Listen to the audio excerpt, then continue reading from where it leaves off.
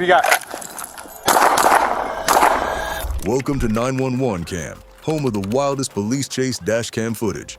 Police officers never know what they're walking into when they get that call. One minute it's a simple traffic stop. The next minute they're fighting for their lives against someone who has nothing left to lose. The Charlotte County Sheriff's Office is continuing to investigate after 2 of their deputies shot and killed an unarmed man outside his home. These are the moments that test every officer's training, courage, and will to survive. Here are 6 incidents that show just how dangerous this job really is. Case number 1, the sovereign citizen who fought 3 deputies. October 23, 2024, in Charlotte County, Florida, started like any other day for the sheriff's deputies. They got called to a simple property dispute. Some guy wanted a guest removed from his place. Seemed routine enough. But when they arrived at Elroy Clark's property, they had no idea they were about to face one of the most intense fights of their careers. You got bullshit in your hands, in your eyes, Bro, your car. Calm down. You're on my land. You're telling me to calm down? You've got a warrant for your arrest. I've been here peacefully making things happen in my world, in my space. I'm allowed to do that. I haven't troubled anyone. There's been no crime. Here's what's gonna happen. There's no crime. It's a civil matter, and I said leave. That's all that matters. Clark wasn't just any regular guy having a bad day. This 42-year-old had some serious anti-government beliefs and thought he was above the law. When deputies ran his name, they found out he had a warrant for skipping court on a trespassing charge. That's when things went sideways fast. I have no weapons on me, and I told you that. I'm allowed to raise my voice. That's not against the law. That's what decibel is it that I need to go past? What decibel is it not peaceful anymore? Tell me that. Put your hands Do not behind touch me. Put your hands Hey, behind your do back. not touch me. The moment they tried to arrest him, Clark turned into a human wrecking ball. For nearly 20 minutes, this guy fought like his life depended on it. He refused to give his real name, claimed he was someone else, and absolutely lost it when the officers wouldn't buy his story. The deputies tried everything they could think of to calm him down, but Clark was having none of it. Listen. Who's you? Put your hands behind your back. I am Ben Day. Do you hear what I said? Do you have an ID? I am Ben Day. I'm on my property. I'm not operating in commerce. Do you have Is an this ID? commerce? I don't know what that is. You're about to get tased. I'm Really? not. Yeah. You're about to 100%. tase me on my land. I will. You will do that. I What's your will name? 100% do it. Slender. That's correct. What made this situation so crazy was how strong Clark was. Sheriff Bill Prummel later said Clark physically overpowered 3 trained deputies like they were kids. He was literally tossing grown men aside with ease. The officers tried tasers, pepper spray, even beanbag rounds. Nothing worked. This guy just kept fighting. Put your hands behind your back. Listen, Put your hands behind your back. go ahead and do what you gotta do. Go ahead. Don't touch me though. You're not allowed to touch me. Back up. Maintain 1 arm distance from me for your own safety. and Taser, mine. taser, taser. Hey, Tase him. Tase him. get on the ground. Just get on the ground, please. OC, OC. Get on the ground. I gave you everything, and this is how you treat On me. the ground, please. I gave you everything. On and this is the how you treat ground. me. I gave you everything. Get the fuck off me. Don't touch me. The whole thing was captured on body camera, and you can hear the frustration and desperation in the officers' voices as they tried everything in their playbook to avoid using deadly force. They kept telling Clark to get on the ground, warning him he was going to get shot if he didn't stop. But he just wouldn't quit. On the ground. I told you don't. Get on the ground.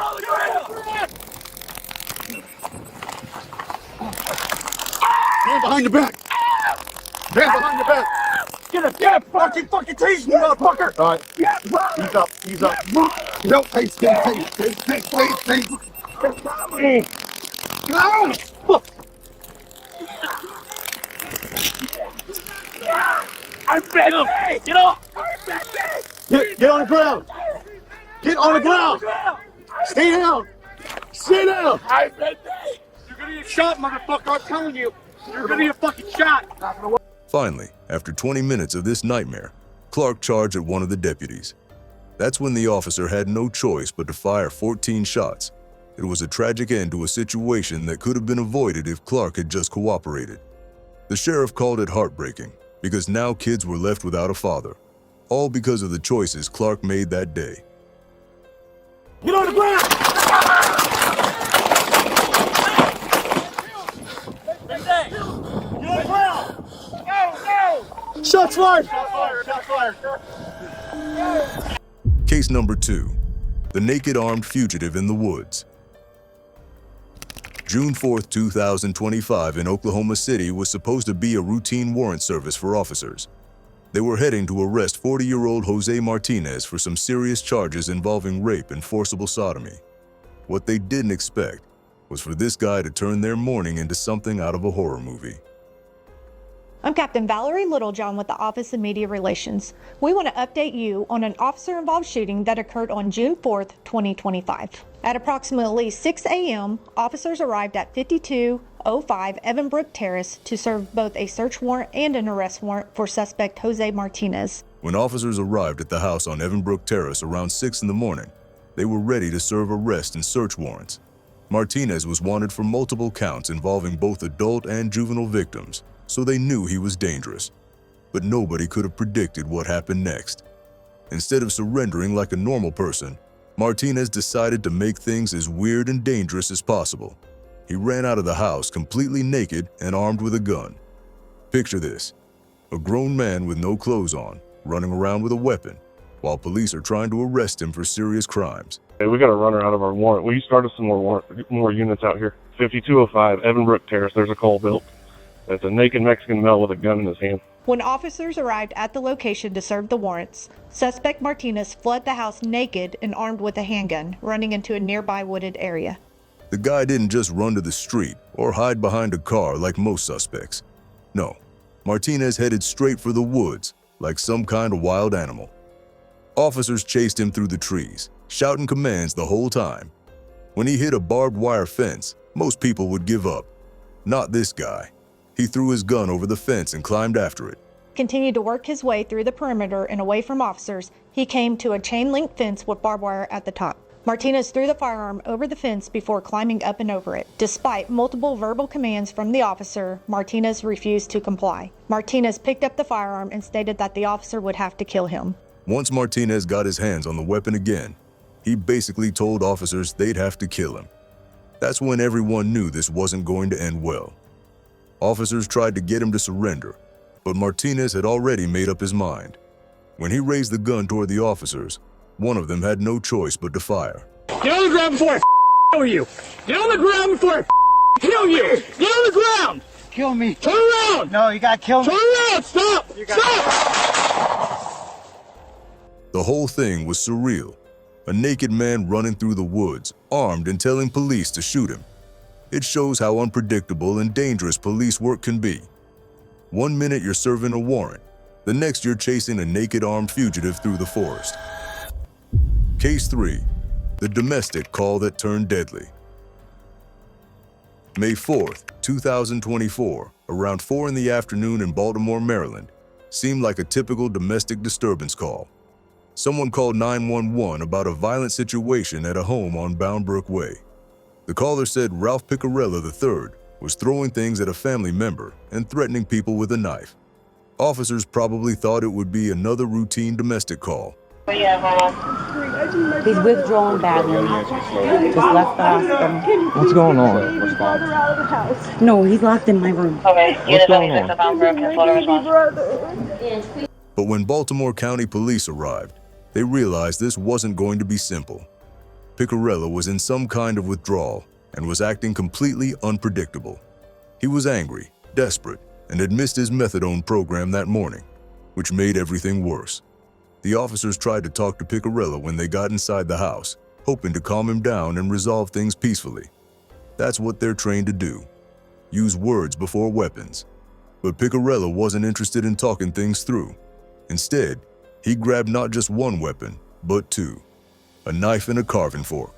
Sir, put the knife down. Drop the knife! Drop the knife! Drop the knife! Drop the knife! Ma'am, get back. Picture the scene. Officers in someone's home, trying to help with a family dispute, and suddenly they're facing a guy armed with kitchen utensils who's acting completely erratic. They kept telling him to drop the weapons, but he wouldn't listen.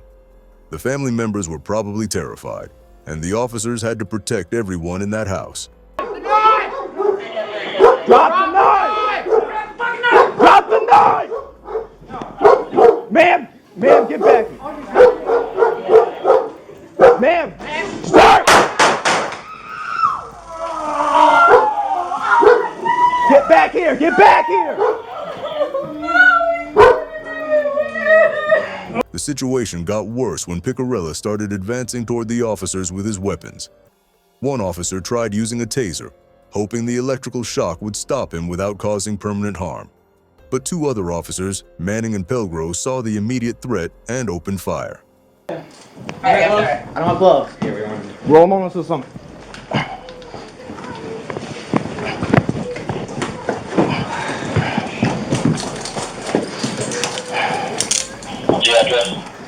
After the shooting, officers immediately started giving Picarella medical aid, trying to save his life even though he had just threatened them. But it was too late. He was pronounced dead when EMS arrived. Nobody else in the house got hurt, which is probably the only good thing about this whole situation. Number 4. The Wrong Way Bicycle Rider. November 12, 2022, in Riverside County, California, started with something as simple as a traffic stop for a bicycle violation. A deputy with the Cabazon Sheriff's Station noticed a guy riding his bike on the wrong side of Carmen Avenue. Most people would just get a warning or maybe a ticket. But 38-year-old Wallace Kenneth Scott had bigger problems. When you're on your bike, you gotta go with the traffic, right? You can't be on the sidewalk, means you gotta be on the side of the road so that oncoming cars. What's your name? Kenneth Wallace. Kenneth Wallace. Can you hop off your bike for me real fast? Do you have any weapons on you? I do. What do you got? Don't reach for it. No. When the deputy ran Scott's information, he discovered the guy had an active felony warrant for violating parole. So what started as a simple bike stop suddenly became an arrest situation. The deputy probably thought this would be straightforward. Just detain the guy and take him in on the warrant. Scott had other plans. Instead of cooperating, he became completely uncooperative and tried to ride away on his bicycle. The deputy wasn't about to let a wanted felon just pedal away, so he tried to detain Scott right there on the street. That's when things went from bad to worse in a hurry. Don't touch your weapon. Keep your hands out of your pockets. Keep your hands. Keep your hands out of your pockets. Shoot me then. Turn around. Shoot me, mother. Call your office, because I'm the Antichrist. You guys keep harassing me. I got a 32 Frank uncooperative. I just come up here to get peace. No, put bike down. All right, mother. What's up, G? During the struggle, Scott reached into his pocket and pulled out a large knife. Think about how fast this escalated. 1 second, the deputy is dealing with a bike violation. The next second, he's facing a blade-wielding suspect who's already wanted for felony charges. Huh? What's up? What do you got? There was no time to call for backup or try other tactics. The deputy had to make a split-second decision with the knife-wielding felon in front of him. He fired his weapon, striking Scott, who fell to the ground. The deputy immediately started giving him medical aid and called for paramedics, but Scott died at the scene. This case shows how quickly routine police work can turn deadly. A simple bike stop became a fatal encounter because of choices Scott made. First violating parole, then trying to flee, and finally pulling a knife on an officer. The deputy probably left his house that morning thinking he'd be writing traffic tickets, not fighting for his life. Number 5. The machete-wielding arsonist. June 28, 2025, in St. Augustine, Florida. Someone was having the worst night of their life. A terrified victim was hiding in their own home while 35-year-old Justin Troy Lockheck was outside with a machete, trying to burn the house down. The situation was so dangerous that the victim couldn't even call 911 normally. They had to text for help.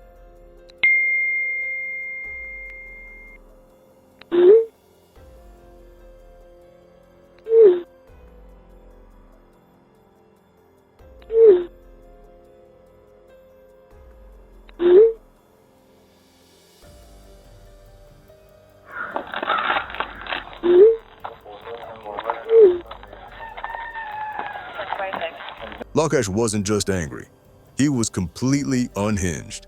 He had forced his way into the home, armed himself with a machete, and was actively trying to set the place on fire while threatening the person inside. This wasn't a domestic dispute or a burglary gone wrong. This was someone trying to commit multiple serious crimes at once. The victim's quick thinking probably saved their life. Instead of trying to make a phone call that Lockack might overhear, they used the text to 911 feature to quietly alert authorities. This gave police the element of surprise when they arrived, which was crucial given how dangerous Lockack was. Justin, let me see your hands. He's going out back door. Hey, let me see your fight. He's got a knife. Justin, hey, get on the ground. Get on the ground. St. Johns County deputies responded quickly and entered the home ready for anything. They found Lockack armed with the machete and still making threats. But instead of immediately using deadly force, they tried something different. A 40mm less lethal launcher. We're at the back door. You're about to get tased. Lay down! Now! Lay down! Lay the down on his stomach. Go get tased. The less lethal launcher worked perfectly. It subdued Lockack without killing him, allowing deputies to take him into custody safely. Nobody got hurt, the house didn't burn down, and a dangerous situation was resolved without tragedy. It's a perfect example of officers using the right amount of force for the situation. Lockack ended up facing charges for attempted arson, assault, burglary, and resisting an officer with violence. The St. Johns County Sheriff's Office later emphasized how important the text to 911 feature was in this case, showing people that there are options when making a phone call isn't safe. Case number 6, the Circle K sleeper who went violent. August 22, 2022, in Kennewick, Washington, police got called to a Circle K gas station for what seemed like a simple welfare check. Someone reported a guy sleeping in his car at the gas pump. Officer probably figured they'd wake the guy up, make sure he was okay, and send him on his way. But James West had other plans. Hello, police. Hello, police, wake up.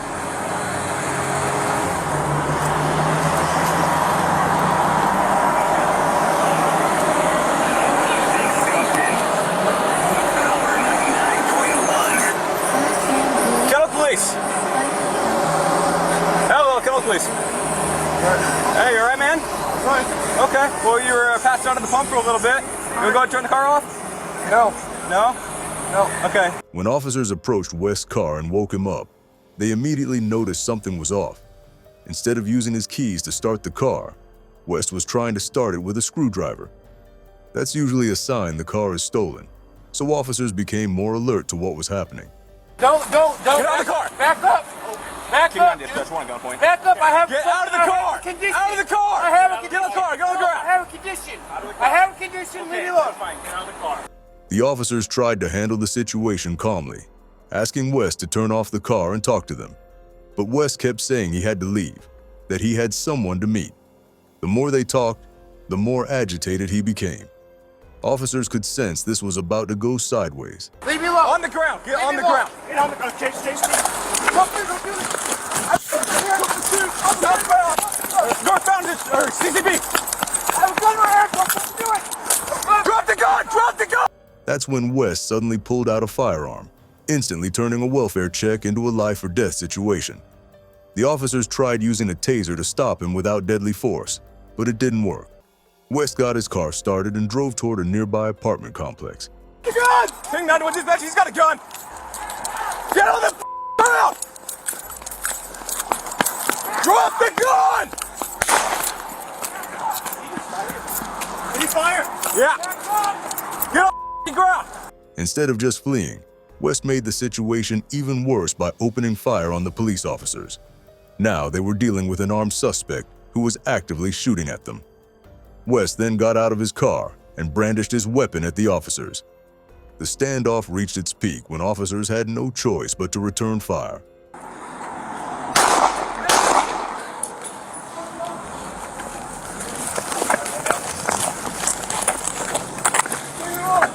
Okay, getting on the ground. Okay. Okay, we have one suspect down. Shots fired. Where's the gun? Do not move! Surprisingly, when West collapsed, he hadn't actually been hit by any bullets. He was taken into custody and transported for medical evaluation. The whole incident shows how a simple welfare check can turn into a shootout in just minutes, and how officers have to be ready for anything when they respond to even the most routine calls.